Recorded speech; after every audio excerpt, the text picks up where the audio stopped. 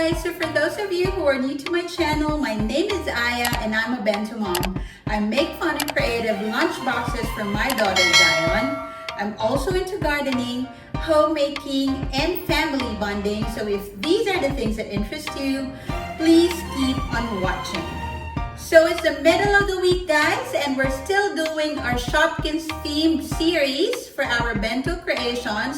So we started that series just yesterday. And yesterday, ang ginawa natin is cookie of Shopkins. So here it is. And for today, of course, we're gonna be doing another famous Shopkins character, Melonie Pips. So let's check and see kung ano ingredients natin for today's bento creation. Alright guys, so for today, we're gonna be doing Melonie Pips of Shopkins, like what I've mentioned to you. And the ingredients for this character, we have here pink color dry. So for this one, I use green leaves na pink food coloring.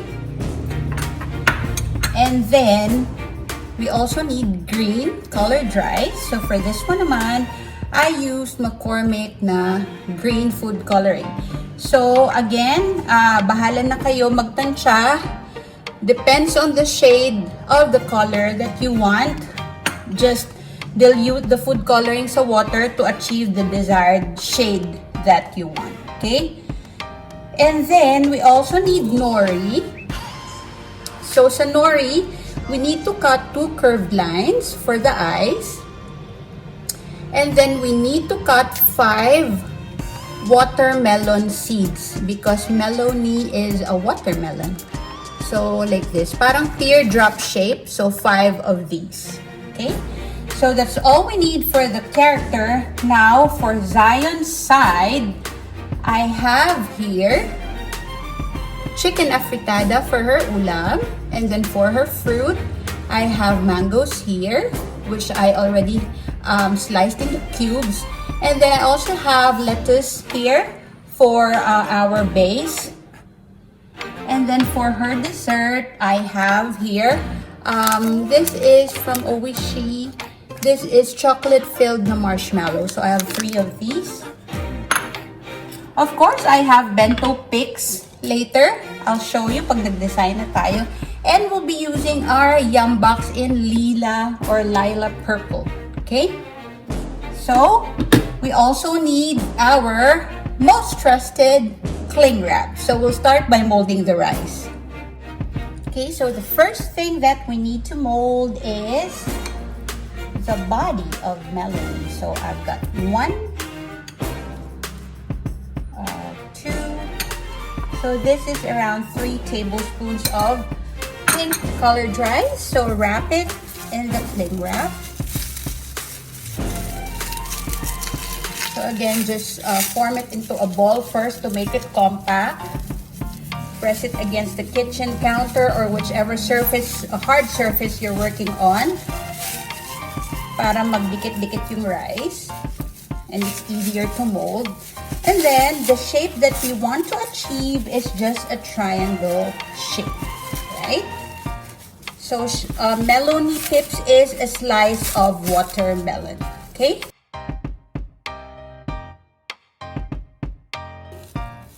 And then, next thing naman that we need to mold is, of course, yung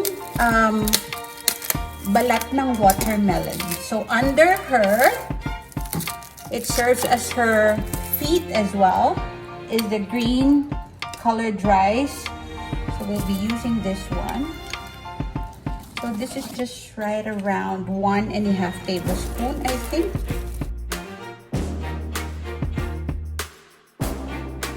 So for this one, we just need this to be just a long line like this. Long oval shape because this will serve as the base of the watermelon later. So parang ganyan siya. Okay? Alright, so we'll start putting together our bento. So I will put muna yung sides. So I'll put the chicken afritada here. And then here, I will put yung mangoes. Since they're already in silicone cups, that's why inuuna ko na muna sila. So, this one naman, sa smallest compartment, yung ating chocolate-filled na marshmallows. So, again, it's up to you what you want to put inside your kids' bento box. And then, I'm just gonna put ating pics here. Spelling Melonie's name. Okay. This is why I chose to put the mangoes here. There you go. Here. Oops. Parang hindi pa yata siya kasya.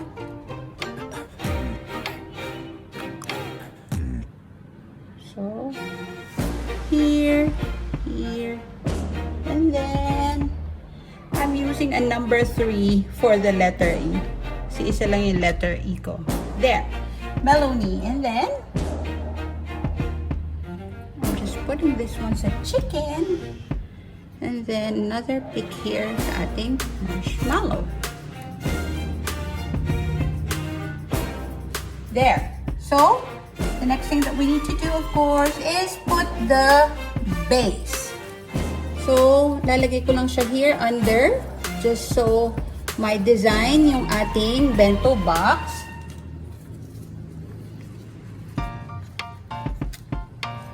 So, these are leftover lettuce, but we still can use it for our salad. There you go. Just for design. And then, lagay na natin si Melonie. So, what I did is, I just pulled yung sides niya para magkaroon ng ears. Okay? So, yung triangle shape, I just pulled the sides para magkaroon ng ears. And then, inattach ko na yung color green na rice na minold natin. And then, we'll put her here sa ating yum box.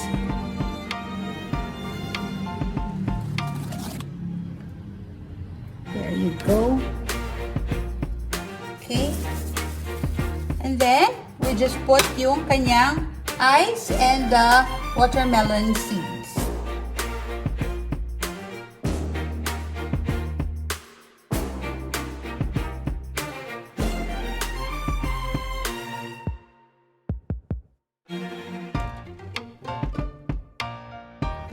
Alright, so there you go. Here's our finished product.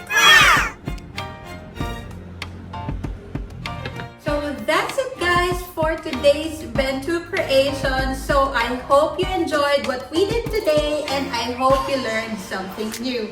So if you did, please like and share this video para mas marami pang mag-try mag-bentoing. And also, please don't forget to subscribe to my channel and hit the notification bell para palagi kayong updated if I have a new video upload. Thank you for watching, guys. See you in my next vlog. Bye!